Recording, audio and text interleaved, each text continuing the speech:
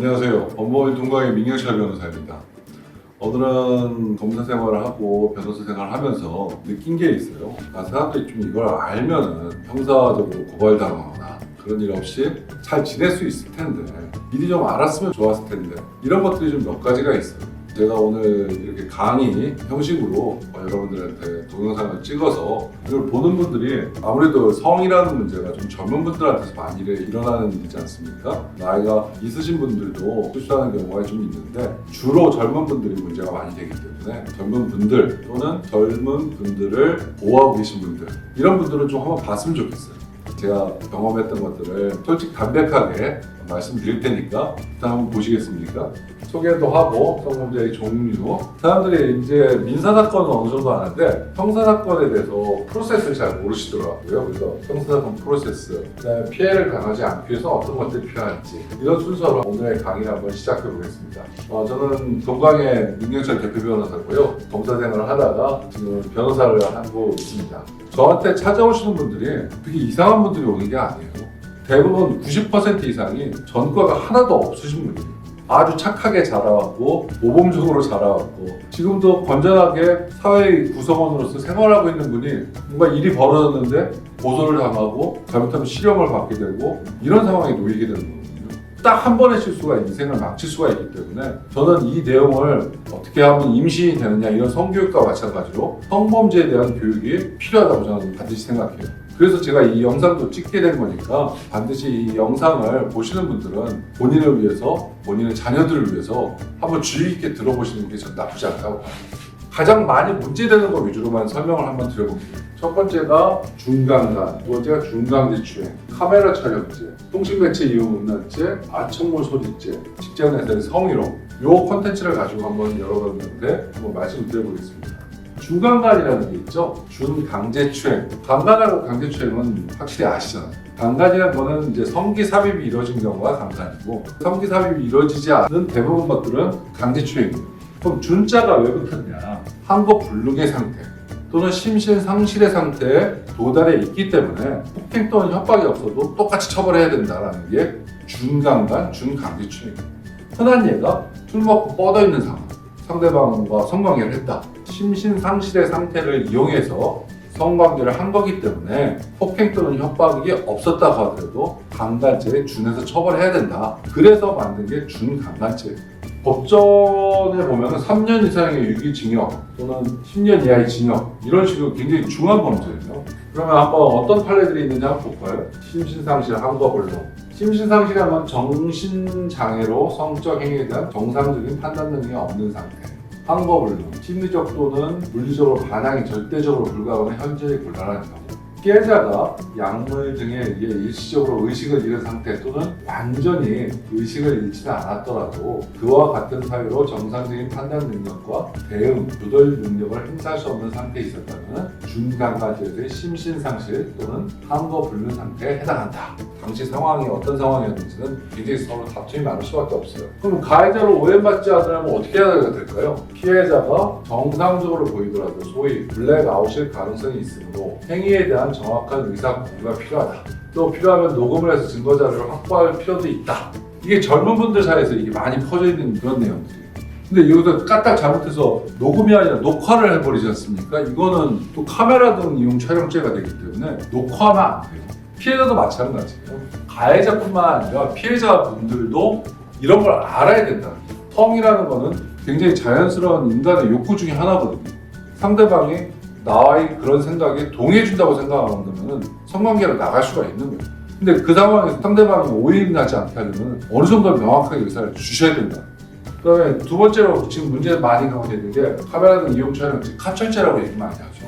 적지 않은 처벌이 가능한 범죄입니다. 7년 이하의 징역 또 5천만 이하의 벌금이면 이것도 여러 번 하면 실형이 나올 수가 있어요. 판례 하나 볼까요? 촬영한 대상이 성적 욕망 또는 수치심을 유발할 수 있는 다른 사람의 신체에 해당하는지 여부는 객관적으로 피해자와 같은 성별, 연령대의 일반적이고 평균적인 사람들의 관점에서 성적 욕망 또는 수치심을 유발할 수 있는 신체에 해당하는지를 고려함과 아울러 피해자의 옷차림, 노출의 정도, 촬영자의 의도와 촬영에 이르게 된 경위, 촬영 장소와 촬영 각도 및 촬영 거리, 촬영된 원판의 이미지 특징 이런 것들을 다 종합적으로 고려해야 된다. 청바지 입은 여성의 뒷모습은 이런 죄에 해당하기 어렵다. 그렇지만 사실 위험해요 이거. 그럼 가해자를 오해받지 않으려면은 사람 많은 곳에는 카메라 촬영을 자제하고 촬영 시작 버튼을 누르지 않아도 촬영 대상을 특정하여 카메라를 들이미는 것만으로도 실형의 착수가 있다. 실형의 착수라는 거는 이거는 미수범을 처벌하는 거거든요. 만약에 치마 밑으로 카메라를 들이댔다. 근데 카메라가 아직 앱이 실행이 안 됐다. 이래도 미수범으로 처벌을 받을 수 있기 때문에 카메라를 항상 조심해야 된다. 또 마찬가지로 피해 상황이 연루되자면 어떻게 해요? 저 사람이 뭔가 카메라로 나를 찍고 있다. 그럼 일단 주변 사람의 도움을 얻는 게 좋아요. 여성분이 혼자 남성분을 상대하기에는 좀 벅찰 수도 있거든요. 제일 중요한 거는 그 카메라를 확보하는 거거든요. 그 카메라를 확보해야 그 카메라에 찍혀있는지 안 찍혀있는지를 알 수 있는 거예요. 그 다음에 요즘 들어 문제가 많이 되고 있는 게 통신매체 이용입니다. 성적 수치심이나 혐오감을 일으키는 글, 그림 등을 상대방에게 SNS나 전화 등을 통해 도달하게 하는 거거든요. 만약에 상대방과 이제 동영상을 주고받거나 그러려면은 명확하게 상대방의 동의를 받거나 이게 상대방이 원했다는 걸 입증할 자료를 확보하는 게 필요하다는 거예요. 가장 또 문제가 되고 있는 게 아청물 소지죄가 있거든요. 아동을 상대로 뭔가를 하다가 문제가 되는 경우는 인생 자체가 망해버립니다. 그럼 성인이 교복을 입었다. 이런 경우는 아청물이라고 하진 않아요. 3살짜리, 4살짜리 이런 거는 그 사람이 누구인지 몰라도 아청물이에요. 하지만 나이가 20이 넘어도 15살을 보이는 사람도 있고 15살이어도 20살이 넘는 사람처럼 보이는 사람이 있거든요. 무조건 교복만 입었다고 아청물은 되는 건 아니에요. 근데 이거는 성범죄 범위에서 좀 벗어나서 성희롱은 훨씬 더 광범위한 개념이라고 보시면 돼요. 육체적 행위가 성희롱인 건 말할 것도 없고 언어적 행위, 시각적 행위 이 모든 게 다 성희롱이 될 수가 있어요. 그래서 성희롱을 예방하려면은 친절함을 나타내기 위한 운동이라 하더라도 본인의 의도와는 달리 상대방을 불쾌하는 경우가 있으면 염두에 둘 겁니다. 내 의도가 상대방을 칭찬하는 것이 중요하지가 않아요. 상대방이 불쾌하게 느꼈는지 여부가 중요하기 때문에 내 의도는 그게 아니었어. 그거 가지고 변명이 안 된다는 거 이번 기회에 좀 알아두세요.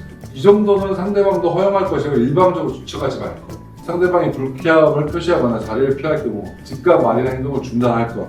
공적인 업무와 사적인 만남에 그걸 분명히 할 것. 성희롱을 올바로 인식하고 성희롱 사실을 발견한 경우 가해자에게는 중단, 충고를, 피해자 보호를 위한 조치를 취할 것. 자신의 언행이 성희롱으로 인식되지 않기 위한 가장 근본적인 방안은 상대방에게 성희롱을 하지 않을 사람이라는 믿음을 평소에 심어줄 것.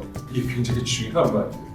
이렇게 지금 성범죄, 성희롱 이런 것들에 대해서 이외에도 많은 개념들이 있는데 기본적으로 어떤 절차가 있는지는 한번 설명을 드려볼게요.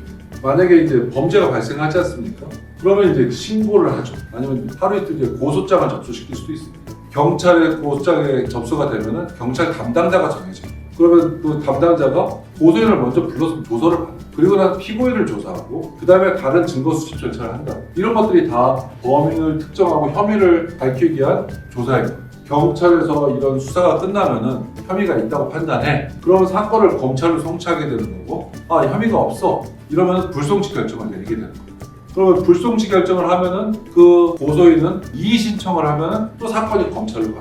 사건이 검찰로 가면은 검사는 마찬가지로 법원에 기소를 할 수도 있고 아니면 이거는 기소할 수 있는 상황이 아니야. 증거가 부족해. 이건 법리적으로 죄가 안 돼. 불기소할 수도 있어요. 그리고 사람이 안 나와. 그럼 체포영장이나 체포영장 없이 기소 중지를 하기도 해요. 기소한다는 것 자체가 사건이 법원으로 간다는 걸 의미하는 거예요. 기소가 되면 공판이 열리게 되는 거고 판결이 선고되고 그 외에도 약식명령을 청구하는 경우도 있어요. 검사가 보니까 정식으로 재판받을 필요는 없고 죄는 되니까 벌금 정도가 맞을 것 같아요 라는 거 판사한테 신청하는 게 약식명청죠. 또 판사가 맞네 이건 벌금을 해도 될 것 같아. 그럼 약식명령을 발령한다고 해요.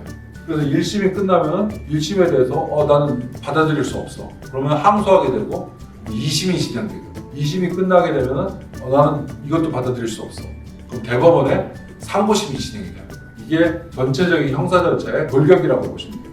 피해자의 경우도 피해 예방이 가장 중요하지만 만약에 예방이 안 됐다. 변호사까지 선임하면서 자기 피해를 방어하기에는 너무 힘들 수가 있지 않습니까? 그래서 국가에서 성범죄 피해자의 경우에는 국선 변호사의 도움을 받을 수 있게 해줘요.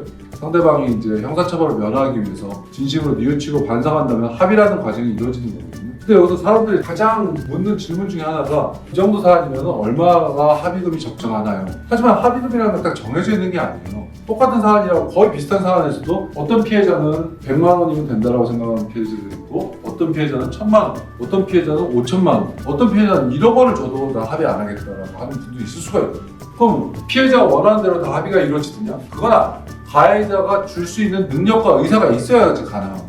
그래서 결국 피해자가 느끼는 피해 감정과 가해자가 줄 수 있는 의사와 능력의 교차점에서 합의금이 이루어지는 거기 때문에 합의금은 다 케이스 바이 케이스라고 봅니다.